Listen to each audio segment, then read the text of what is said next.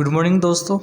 आज हम exercise 4.3 quadratic equation में वर्ड्स प्रॉब्लम देखने वाले हैं। और वर्ड्स प्रॉब्लम भी किस तरह से है कि हमारे पास में एक लैंग्वेज गिवन है, यानी क्वेश्चन गिवन है।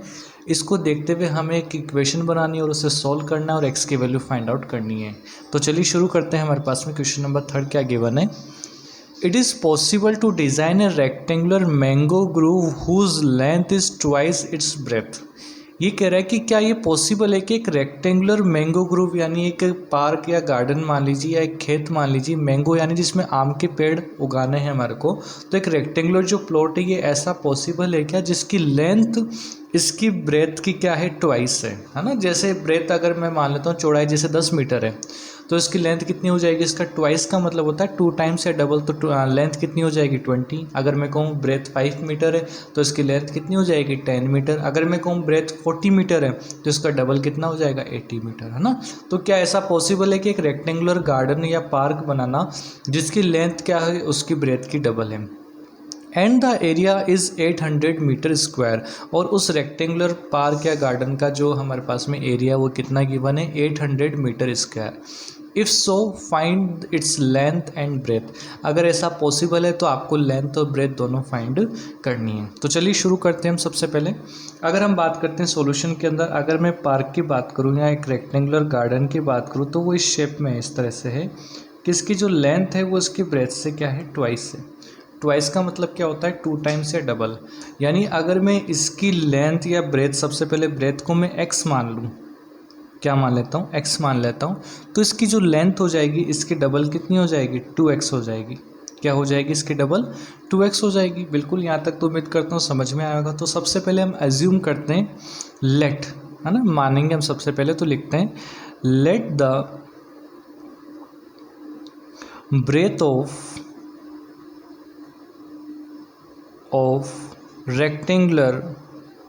रेक्टेंगुलर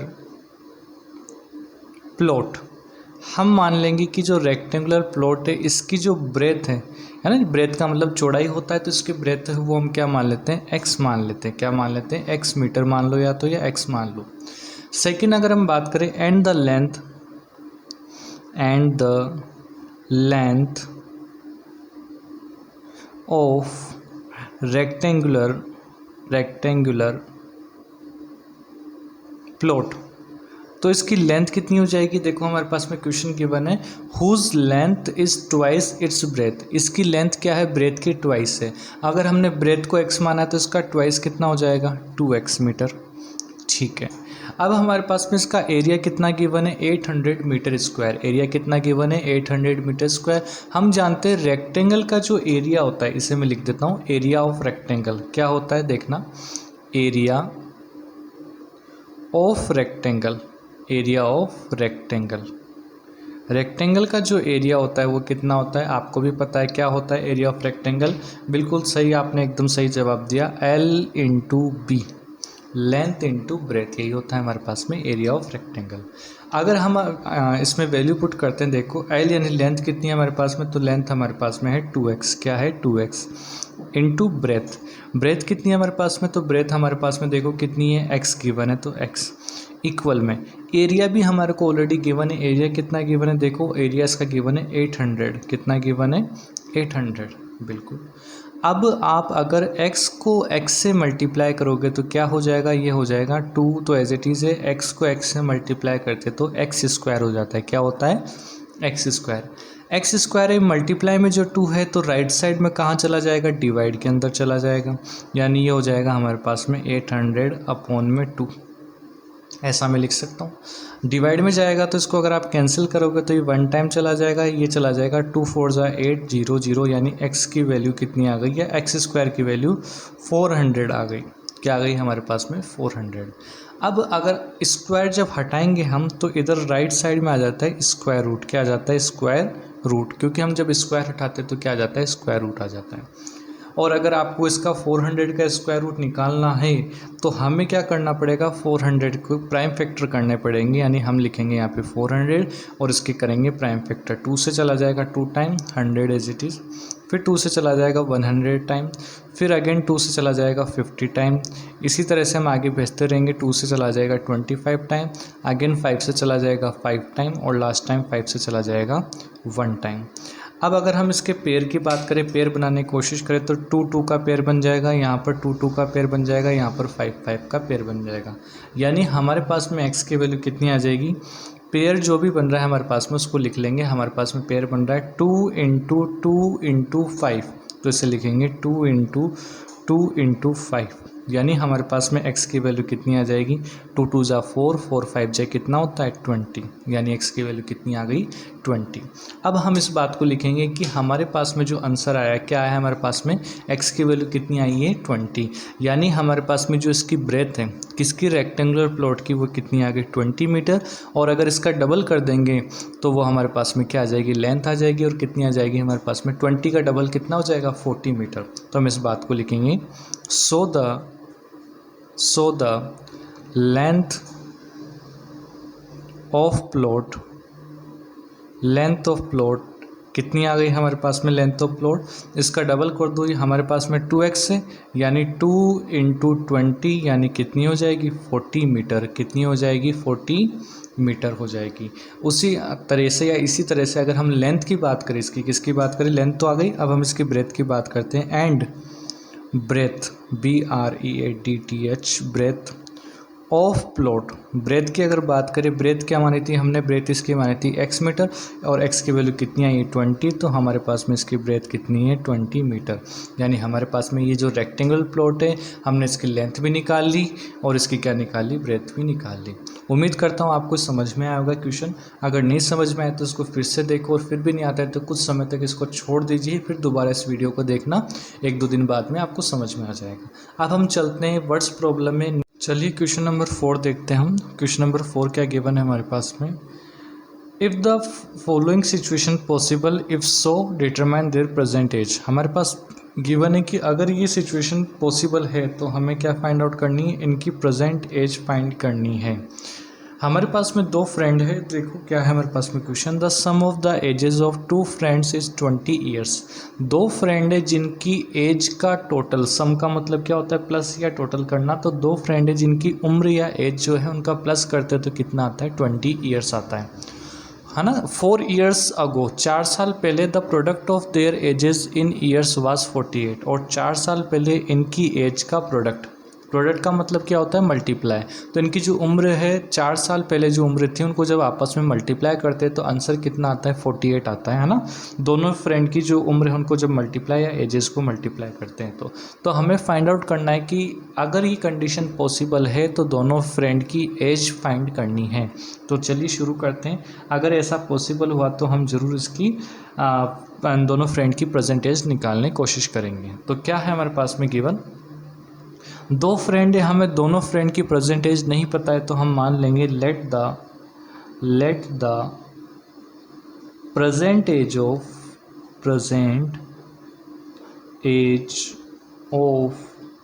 फर्स्ट फ्रेंड, मान लेते हैं कि पहले फ्रेंड की जो प्रेजेंट एज है वो कितनी मान लेते हैं अपन, x ईयर मान लेते हैं। क्या मान लेते हैं हम, x ईयर मान लेते हैं। And the present age of second friend, और दूसरे फ्रेंड की जो प्रेजेंट एज है वो क्या मान लेता हूँ मैं 20 माइनस एक्स, क्या मान ली मैंने 20 माइनस एक्स ईयर। अब आप कहोगे कि कैसे सर ये 20 माइनस एक्स कैसे आया, तो मैं आपको बता देता हूँ। देखो हमने माना कि दोनों फ्रेंड जो है ये फर्स्ट फ्रेंड और ये सेकंड फ्रेंड, दोनों की एज का टोटल कितना है 20, कितना गिवन है, दोनों की एज का टोटल 20। फर्स्ट फ्रेंड की एज को हमने क्या माना, x माना है, बिल्कुल माना है। सेकंड फ्रेंड की हमें पता नहीं है, तो सेकंड फ्रेंड की जब हमें एज निकालनी तो प्लस का x इधर राइट साइड में आएगा तो क्या हो जाएगा माइनस का हो जाएगा, यानी सेकंड फ्रेंड की एज कितनी हो जाएगी हमारे पास में 20 माइनस एक्स। ये हमारे पास में क्या आ गई, सेकंड फ्रेंड की एज आ गई। उम्मीद करता हूँ समझ में आएगा मैंने सेकंड फ्रेंड की एज कैसे लिखा हूँ मैं चाहता था इसको y भी मान सकता था, लेकिन हमारे पास में क्वाड्रेटिक इक्वेशन है, इसमें एक ही वेरिएबल लेके चलना है x, तो हमने क्या माने सेकंड फ्रेंड की एज को 20 - x माना। अब हमें इसे सॉल्व करना है, तो आगे देखो हमारे पास में गिवन है इनकी एज 4 साल पहले। तो सबसे पहले x को फर्स्ट फ्रेंड को अगर मैं 4 ईयर्स अगो भेजूंगा तो क्या हो जाएगा x - 4। सिमिलरली सेकंड फ्रेंड की एज कितनी है हमारे पास में, अभी फ़िलहाल 20 - x है, 4 साल पहले कितनी हो जाएगी तो -4। और इनकी एज का प्रोडक्ट का मतलब होता है मल्टीप्लाई, कितना गिवन है हमारे पास में 48, तो यहाँ पे लिख देंगे हम 48। अब अगर मैं इसमें आगे सोल्व करता हूँ तो x - 4 तो एज इट इज़ है, मल्टीप्लाई का साइन, 20 में से जब 4 जाएंगे तो कितना बचेगा 16, माइनस का x भी एज इट इज़ है, इज इक्वल क्या है 48। ये x मैंने एज इट इज़ नोट कर दिया। अब इससे आगे सोल्व करना है तो हमें क्या करना पड़ेगा, x को अंदर भेजना पड़ेगा, x दोनों से मल्टीप्लाई होगा। कैसे होगा, x जब 16 से मल्टीप्लाई होगा तो क्या हो जाएगा, ये 16x क्या हो जाएगा 16x, और जब x माइनस एक्स से मल्टीप्लाई होगा तो हो जाएगा माइनस का x²। माइनस का 4 जब 16 से मल्टीप्लाई होगा तो माइनस का कितना हो जाएगा 64। माइनस का 4 जब माइनस के x से मल्टीप्लाई होगा तो प्लस का क्या हो जाएगा 4x। एक बात ध्यान रखना, जब आप मल्टीप्लाई करोगे 4 को 16 से तो ये ध्यान रखना 64 होता है ना कि 48, है ना। ये मिस्टेक अधिकतर हो जाती है स्टूडेंट से जल्दबाजी में, मेरे से भी हो गई थी अभी, तो मैंने दोबारा इसको एडिट करके वापस से अपलोड किया है। अब आप देखो तो देखो माइनस का x² एज इट इज़ है, 16x + 4x कितना हो जाएगा, तो ये हो जाएगा हमारे पास में 20x, क्योंकि प्लस और प्लस क्या होते हैं, प्लस होते हैं, दोनों लाइक टर्म है, तो 16 + 4 क्या हो जाएगा 20। माइनस का 64 भी एज इट इज़ है, इज इक्वल क्या चल रहा है 48। अब आप देखो यहाँ पे ये जो माइनस में है ये पॉसिबल नहीं है, क्योंकि x² जो है हमें माइनस में नहीं रखना होता है, हमें किस में रखना है प्लस में। तो जितनी भी लेफ्ट साइड वाले टर्म इसको हम कहाँ ले जाएंगे, राइट साइड के अंदर लेके चले जाएंगे। तो लेके चलते हैं राइट साइड के अंदर। तो देखिए ये जो माइनस का x² जब राइट साइड में आएगा तो क्या हो जाएगा प्लस का x² हो जाएगा। प्लस का 20x जब राइट साइड में आएगा तो क्या हो जाएगा माइनस का 20x हो जाएगा।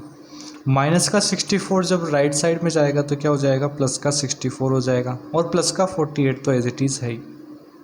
अब ये तीनों जब लेफ्ट साइड वाले सारे चले गए तो इधर लेफ्ट साइड में क्या बचेगा हमारे पास में 0 बचेगा, तो हमने 0 लिख दिया। जब सारे चले जाएंगे लेफ्ट साइड से तो क्या बचेगा, केवल 0 बचेगा, तो हमने 0 लिख दिया। इससे और आगे सोल्व करने की कोशिश करते हैं।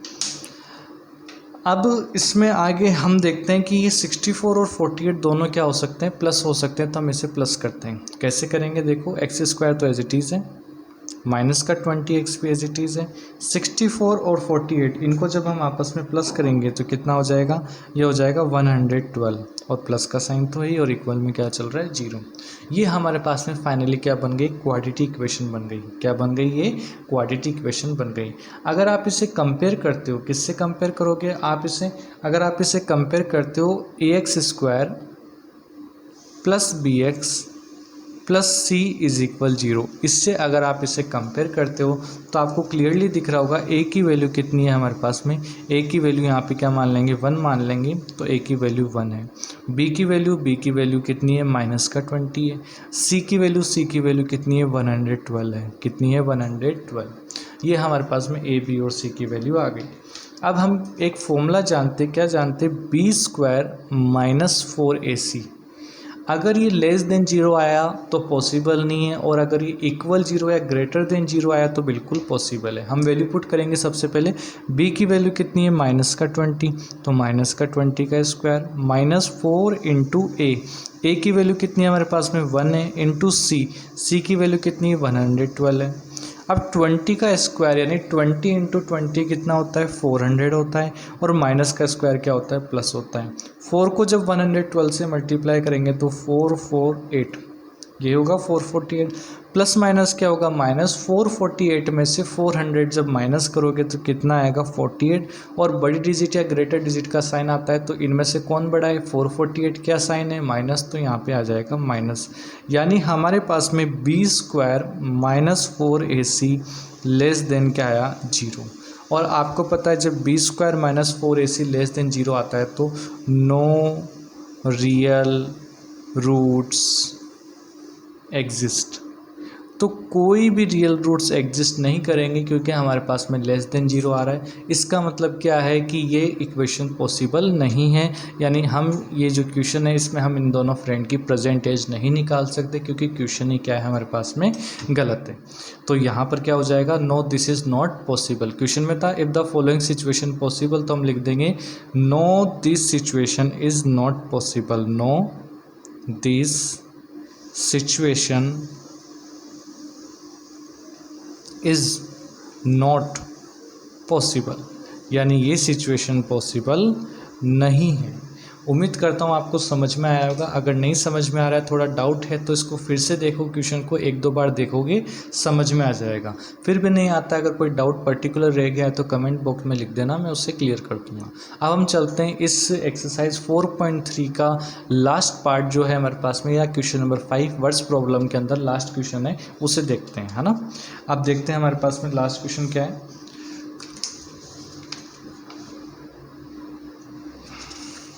एक मिनट होल्ड करना। ये रहा लास्ट क्वेश्चन हमारे पास में। लास्ट क्वेश्चन क्या है हमारे पास में, क्वेश्चन नंबर 5 पे एक्सरसाइज 4.3 का, is it possible to design a rectangular park of perimeter 80 metre and area 400 metre square. ये कह रहा है कि एक रेक्टेंगुलर पार्क है, क्या इससे डिज़ाइन करना या पॉसिबल है। हमारे पास में गिवन है इसका पेरीमीटर तो गिवन है 80 मीटर और इसका एरिया कितना गिवन है 400 मीटर स्क्वायर। अगर ऐसा है तो हमें इसकी लेंथ और ब्रेथ दोनों फाइंड करनी है। तो चलिए शुरू करते हैं। सबसे पहले हम बात करते हैं कि हमारे पास में अगर मैं इसके डायग्राम की बात करूं तो इस तरह से हमारे पास में गिवन है एक रेक्टेंगुलर पार्क है, इस तरह से ये हमने रेक्टेंगुलर पार्क बना लिया। इसकी जो लेंथ है और ब्रेथ है हमारे पास में, तो इसकी ब्रेथ तो क्या होती है आपको ही पता है, बी होती है, और लेंथ क्या होती है हमारे पास में, एल होती है। ये हमारे पास में एल और बी लेंथ और ब्रेथ होती है। तो हमें दोनों ही नहीं पता, तो सबसे पहले हम क्या करेंगे, मान लेंगे let the length of rectangular park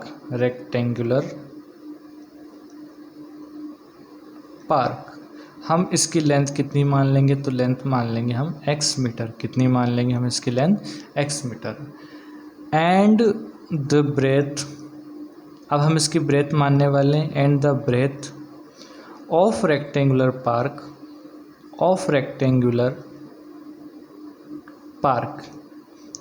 park की हम ब्रेथ क्या मानेंगे, y मानेंगे। बिल्कुल नहीं मान सकते आप y, क्योंकि हमें क्वाड्रेटिक इक्वेशन बनानी है।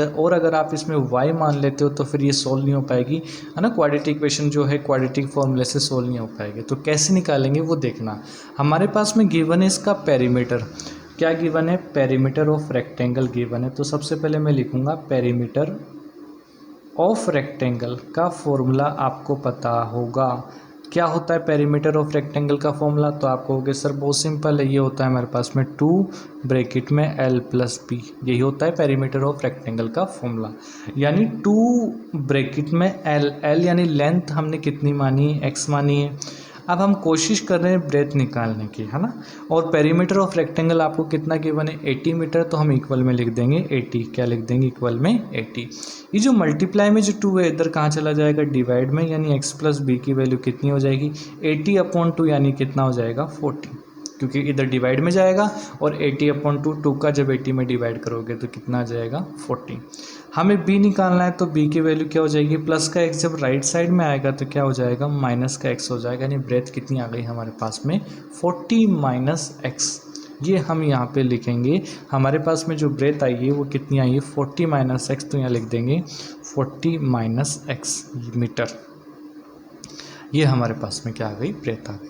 अब हमारे पास में इसका एरिया गिवन है, कितना गिवन है, एरिया गिवन है 400 मीटर स्क्वायर। और आप एरिया ऑफ रेक्टेंगल का फॉर्मूला जानते होंगे, एरिया ऑफ रेक्टेंगल का फॉर्मूला क्या होता है प्यारे बच्चों, एरिया ऑफ रेक्टेंगल का फॉर्मूला होता है L इंटू बी, यानी लेंथ इंटू ब्रेथ। आपको लेंथ भी पता है, लेंथ कितनी है हमारे पास में, x मीटर, इंटू ब्रेथ भी आपको पता है अभी निकाली हमने 40 माइनस एक्स, ये क्या है हमारे पास में इसकी breadth is equal area of rectangle आपको गिवन है, कितना गिवन है एरिया ऑफ रेक्टेंगल गिवन है 400, कितना गिवन है 400 गिवन है, एरिया ऑफ रेक्टेंगल कितना गिवन है 4। जब आप x को अंदर भेजोगे तो क्या हो जाएगा, x को 40 से मल्टीप्लाई करोगे तो 40x माइनस x को जब x से मल्टीप्लाई करोगे तो क्या हो जाएगा x स्क्वायर इज इक्वल क्या है 400।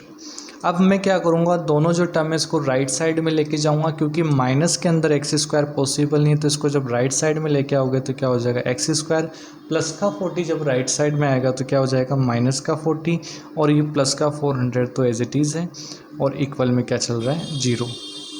उम्मीद करता हूँ यहाँ तक समझ में आया होगा। अब ये क्वाड्रेटिक इक्वेशन इसे सोल्व करना है और हमें x की वैल्यू फाइंड आउट करनी है। सबसे पहले तो हम क्या करेंगे b स्क्वायर माइनस 4ac वाले फॉर्मूले से इसे कंपेयर करेंगे, है ना। आपको पता है कि स्टैंडर्ड फॉर्म होती है ax square plus bx plus c is equal 0, ये हमारे पास में क्या होती है स्टैंडर्ड फॉर्म होती है। अगर आप यहाँ पे ध्यान से देखो a की वैल्यू यहाँ पे 1 मान लेता हूँ तो a की वैल्यू कितनी आ गई 1। सिमिलरली b की वैल्यू की बात करूँ तो b की वैल्यू कितनी आ गई माइनस का 40 और सिमिलरली अगर मैं c की बात करूँ तो c की वैल्यू कितनी है 400। ये हमारे पास में a b और c की वैल्यू आ गई। ये हमारे पास में ए बी सी की वैल्यू आई है और आप फॉर्मूला तो जानते ही क्या होता है, फॉर्मूला होता है हमारे पास में बी स्क्वायर माइनस 4ac, यही होता है हमारे पास में क्या होता है formula B square minus 4ac। अब हम इसमें पुट करते हैं वैल्यू बी की वैल्यू क्या है माइनस का 40 का स्क्वायर माइनस 4 इंटू ए की वैल्यू कितनी है हमारे पास में 1 इंटू सी की वैल्यू कितनी है हमारे पास में 400। तो देखिए 40 का स्क्वायर यानी 40 इंटू 40 होता है 1600। आप चाहो तो मल्टीप्लाई करके देख लेना, माइनस से माइनस क्या हो जाएगा प्लस हो जाएगा माइनस 4 को जब इस 4 को 1 से मल्टीप्लाई करेंगे तो 4 1 जा 4 को जब 400 से मल्टीप्लाई करेंगे तो क्या हो जाएगा 1600, यानी हमारे पास में ओवरऑल क्या आ गई वैल्यू 0, यानी बी स्क्वायर माइनस 4ac की वैल्यू कितनी आ गई हमारे पास में 0 आ गई। अब हम इसमें लगाएंगे क्वाड्रेटिक फॉर्मूला या जिसे हम कहते हैं श्रीधराचार्य फॉर्मूला। तो क्या आप रेडी हो लगाने के लिए, तो हम सबसे पहले लिखते हैं क्वाड्रेटिक फॉर्मूला। उम्मीद करता हूँ आपको याद होगा क्वाड्रेटिक फॉर्मूला, मैं लिखने की कोशिश करता हूँ क्वाड्रेटिक फॉर्मूला। तो प्यारे बच्चों क्या होता है क्वाड्रेटिक फॉर्मूला, एक्स की वैल्यू निकालने के लिए फॉर्मूला है माइनस का B plus minus under root B square minus 4ac upon में 2a, यही होता है फॉर्मूला। क्वाड्रेटिक फॉर्मूला क्या है B square minus 4ac minus का B plus minus under root B square minus 4ac upon में 2a। अब हम जब इसमें वैल्यू पुट करते हैं एक्स की वैल्यू निकालनी तो कैसे करेंगे, माइनस बी की वैल्यू कितनी है हमारे पास में माइनस का 40 है। जब भी दो माइनस के साइन आते हैं तो हम ब्रैकेट लगा लेते हैं, प्लस माइनस ये जो अंडर रूट के अंदर बी स्क्वायर माइनस 4ac है इसकी वैल्यू हमने अभी निकाली थी, क्या निकाली थी हमने बी स्क्वायर माइनस 4ac की वैल्यू 0, तो अंडर रूट में 0 अपॉन में 2 इंटू ए की वैल्यू कितनी है हमारे पास में 1, तो ए की वैल्यू कितनी आ गई 1। इसे हम आगे और सोल्व करते हैं, माइनस माइनस क्या हो जाएगा प्लस, यानी 40 प्लस माइनस अंडर रूट 0 की वैल्यू 0 होती है अपॉन में 2 40। अब हमारे पास में यहाँ पे दो ऑप्शन है, दोनों ऑप्शन में बता देता हूँ। एक तो है 40 प्लस 0 अपॉन में 2 और दूसरा क्या है हमारे पास में 40 माइनस 0 अपॉन में 2। तो 40 में जब 0 ऐड करेंगे तो 40 आएगा अपॉन में 2 एज इट इज़ है, और 40 में से जब 0 जाएंगे तो क्या बचेगा 40 अपॉन में 2, यानी अगर हम 2 का इसमें डिवाइड करेंगे 40 में तो कितना आ जाएगा 20, यहाँ पर भी कितना आ जाएगा 20। इसका मतलब जो ये पार्क है हमारे पास में इसकी जो लेंथ है उसकी बात करते हैं हम। लेंथ जो है हमारे पास में, लेंथ कितनी आ गई हमारे पास में देखते हैं। दोनों पॉसिबल है हमारे पास में, x की वैल्यू क्या आई है 20 आई है, यानी लेंथ हमने देखो यहाँ पे कितनी मानी x मानी और x की वैल्यू कितनी आ गई हमारे पास में 20 मीटर। लिखेंगे लास्ट में, so the length of park या rectangular park is 20 metre. And अगर मैं ब्रेथ की बात करता हूँ, इसमें किसकी बात करता हूँ ब्रेथ की, तो ब्रेथ देखो हमने क्या मानी 40 माइनस एक्स, क्या मानी हमने 40 माइनस x मानी। तो 40 में से जब x की वैल्यू हमारे पास में कितनी आई है 20 आई है, तो 40 में से जब 20 जाएंगे तो कितना बचेगा 20 मीटर, यानी इसकी जो ब्रेथ है वो भी कितनी है हमारे पास में 20 मीटर। अब आपके मन में सवाल आ रहा होगा सर रेक्टेंगल है तो लेंथ और ब्रेथ दोनों इक्वल आ रही है, मतलब ये तो स्क्वायर हो गया। ये रेक्टेंगल कहाँ से हुआ, तो आपको ध्यान रखना है कि जो स्क्वायर होता है वो रेक्टेंगल की सारी प्रॉपर्टी होल्ड करता है, यानी स्क्वायर भी किसके अंदर आता है, एक तरह से रेक्टेंगल के अंदर आता है। तो ये था हमारे पास में एक्सरसाइज 4.3। कौन सी एक्सरसाइज थी हमारे पास में, 4.3। इसका लास्ट क्वेश्चन था ये हमारे पास में 5th क्वेश्चन। इसी के साथ में हमारा चैप्टर 4 कंप्लीट हो गया है। नेक्स्ट में वीडियो अपलोड करूँगा चैप्टर 5 अर्थमेटिक प्रोग्रेशन की। तो इसी तरह आप बने रहिएगा। अगर कोई डाउट आता है तो मुझे कमेंट बॉक्स में बता देना। मिलते हैं नेक्स्ट वीडियो में। धन्यवाद।